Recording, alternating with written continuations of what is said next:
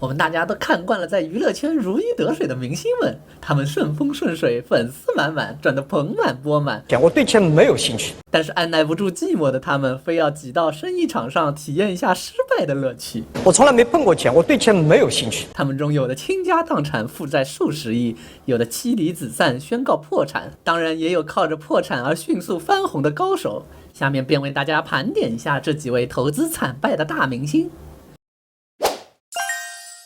刘涛和当年京城四少王珂认识20天就火速结婚，当年两人婚礼办的是大张旗鼓，轰动一时，之后便宣布退出演艺圈，安心做富家太太。嫁给王珂之后的刘涛确实过上了理想中阔太太的好日子。然而好景不长，王珂因为投资失败欠下了3亿巨款。随着王珂的破产消息传出，刘涛立马被推上了风口浪尖，大家都等着吃瓜，看他们离婚的笑话，然后嘲讽一下刘涛就是为了钱才嫁入豪门的。可出人意料的是，刘涛不仅没有离婚，反而发了一篇长文，详细描述了老公王珂破产至今的生活。文中提及了老公王珂包括意志消沉、失眠，甚至失禁等难以启齿的事。而就是这篇文章，让刘涛重新回到了大众的视野。之后，刘涛没日没夜的拼命赚钱，帮老公还清了高额的债务。因祸得福的是，刘涛因为替夫还债的壮举，成为了广大观众心中的国民贤妻，各种代言剧集更是接到手软，算是难得的破产后因祸得福的好例子。意不意外？开不开心？他是《西游记》里帅到掉渣的齐天大圣孙悟空，他是《少年方世玉》里天不怕地不怕的方世玉，他是《小鱼儿与花无缺》里精灵机智的小鱼儿，他是《小宝与康熙》里风流倜傥的韦小宝。那时的张卫健风头鼎盛，红得发紫。作为影视演员，张卫健无疑是非常成功的。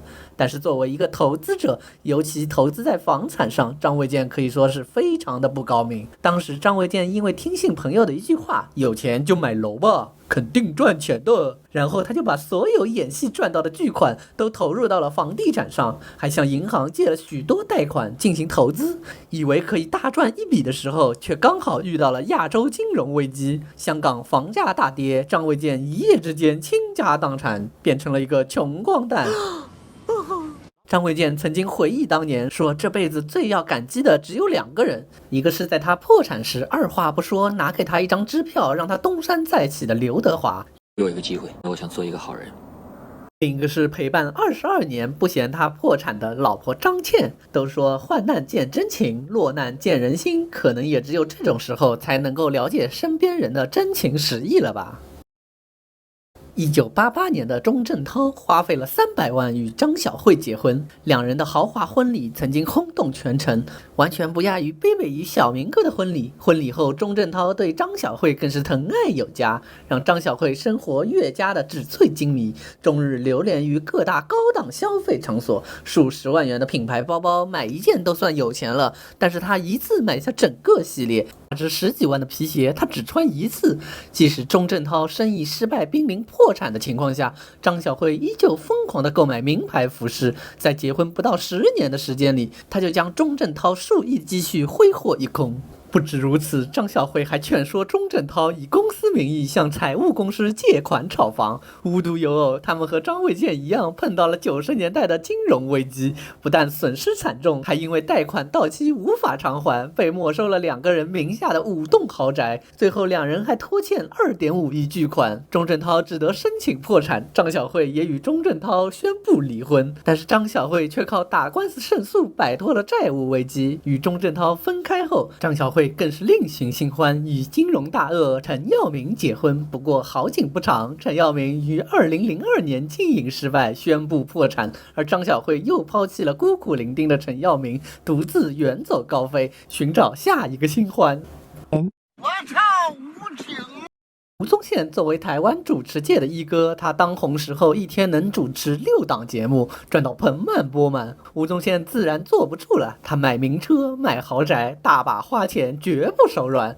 不光如此，这位综艺天王还喜欢乱投资。他先是开了很多餐厅、烧肉店、火锅店、健身房，但是这些投资并没有得到很好的经营管理，在没有过多久就纷纷关门大吉，总共损失了将近1亿元人民币。之后后他并没有吸取教训，又花了6500万投资 LED 产业，投资后他的 LED 也一直处于亏损状态，6000多万元人民币又打了水漂，瞬间化为乌有。而这间工厂由于存在经营不善的问题，持续亏损，使得吴宗宪更是负债累累。无奈之下，他只得将手上的阿尔法唱片以3亿元台币转卖掉了，其中就包含已经大火的周杰伦。不久之后，周杰伦成为了天王巨星，因为转卖的事情，周董也跟吴宗宪产生了非常大的矛盾，而吴宗宪也因为这个举动被网友冷嘲热讽了很多年。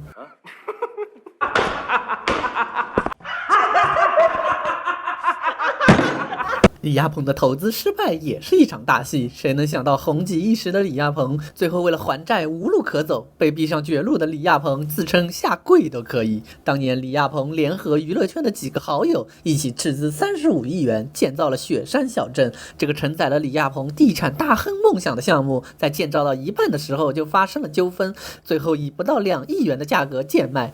李亚鹏投资房产失败后，又被人告上了法庭，背负了4000万人民币的巨额债务。但是为什么时隔5年，李亚鹏仍然在与4000万的债务纠缠不清？其实事情并没有那么简单，4000万也只是个开始。有网友爆料称，4000万只是零头，之前斥资35亿的雪山小镇，半年只卖出了26个平方。现在的李亚鹏因为经商不顺，自曝6年没有收入，他参与的生意也都处于亏损破产状态，一直都在吃老本度日。5年，你知道这5年我怎么过的吗？近日，李亚鹏又有了新动向，他在某视频账号发出了不少有关田园生活的视频。视频中，李亚鹏品茶做饭，晒农家生活。短视频画风和网红李子柒颇有几分相似，有不少网友在其视频下留言：昔日天王李亚鹏，现在却要靠模仿网红蹭热度。我太难了。除此之外，还有不少投资失败的明星，比如郑则仕投资电影失败，欠下2000多万；老牌影星张敏在内地开了几家美容店，可是由于经营不善都倒闭了，赔了不少钱。国际影星张曼玉不善于理财投资，导致他亏损了将近4亿元。李嘉欣在炒股中差不多亏掉了1半的身家。看了这么多，我只想说，明星赚得多，赔的也多。我们普通人还是需要谨记，买房有风险，投资需谨慎。大家要是知道什么投资失败的明星，也欢迎在留言区告诉我。文也不行，武也不行，你不做山贼，你想做状元呐？订阅桃子谈八卦，祝你入股不亏，天天有瓜吃哦。